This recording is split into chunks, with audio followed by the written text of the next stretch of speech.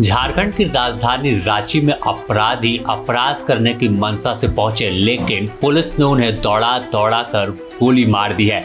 जी हां, यह खबर रातू में हुए एनकाउंटर की है, जहां राहुल दुबे गैंग के जो गुर्गे थे वो रातू इलाके में बियाबान जंगल के पास बैठकर कोई वारदात को अंजाम देने की योजना बना रहे थे। इनके निशाने पर कोयला व्यापारी और कई बड़े कारोबारी थे। पूर्व में भी कई को धमकी दी गई थी। इसी बीच इस घटना को कैसे अंजाम दे, इसके लिए सभी हाईटेक पिस्टल और कई जो गन है वो लेकर इकट्ठा हुए। इसी बीच रांची के एसएसपी राकेश रंजन को एक कॉल आता है और जानकारी दी जाती है कि रातू इलाके में 7 से 8 की संख्या में अपराधी पहुंचे हैं जो कहीं गोली चलाने वाले हैं। इतना सुनते ही देर रात ही एक विशेष टीम गठन की गई और रातू और ठाकुर गांव के उस जंगली इलाके में पुलिस के जवान पहुंच गए।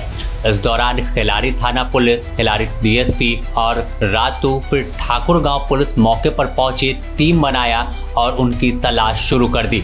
जैसे ही पुलिस ने तलाश शुरू की और एक कदम आगे बढ़ाया, वैसे ही अपराधियों ने पुलिस पर गोली चलाना शुरू कर दिया। इसके बाद जवानों ने मोर्चा संभाला और फिर जवाबी कार्रवाई की।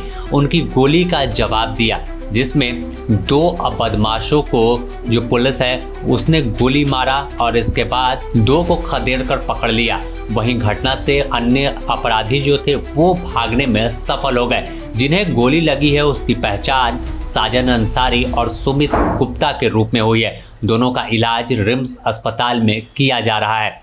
वहीं घटनास्थल पर जब सर्च अभियान चलाया गया तो इस दौरान एक बाइक बरामद की गई, साथ ही 8 पिस्टल जो वारदात को अंजाम देने के लिए और दर्जनों कारतूस लेकर बदमाश पहुंचे थे, पुलिस ने उसे भी जब्त कर लिया है। इस पूरे मामले को लेकर देखें तो अपने आप में पुलिस पहले से अलर्ट पर थी कि किसी तरह से कोई घटना रांची में ना हो, क्योंकि जिस तरह से देखा गया था कि डोरंडा इलाके में फायरिंग कर वीडियो कोयलांचल शांति सेना ने अपलोड किया था, उसके बाद से ही गैंग वार और बड़ी वारदात की आशंका सामने आ रही थी कि कुछ घटना घट सकती है, जिसे देखते हुए पूरी तरह से पुलिस चौकस थी, चौकन्ना थी। और यही नतीजा है कि इस तरह से मुठभेड़ हुई और मुठभेड़ में 4 लोगों को जो गिरफ्तार किया, जिसमें से 2 को गोली भी मारी है। इस पूरे मामले का खुलासा रांची के एसएसपी जल्द ही करेंगे कि आखिर पूरे इन अपराधियों की मंशा क्या थी।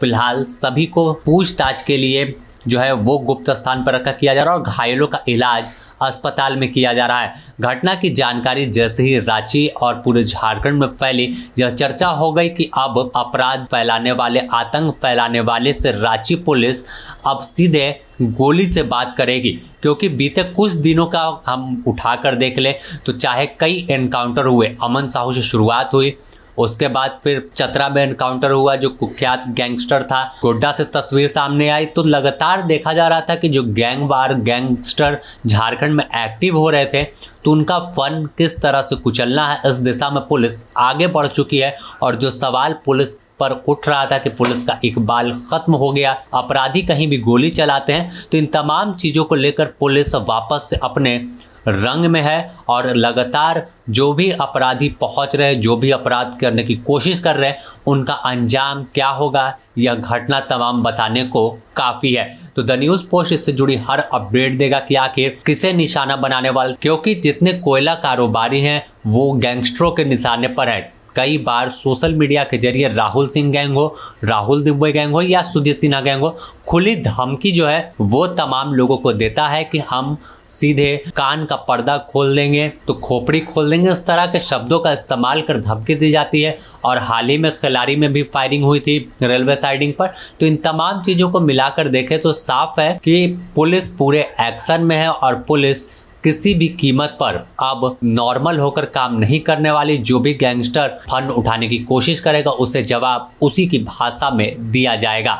रांची से ब्यूरो रिपोर्ट।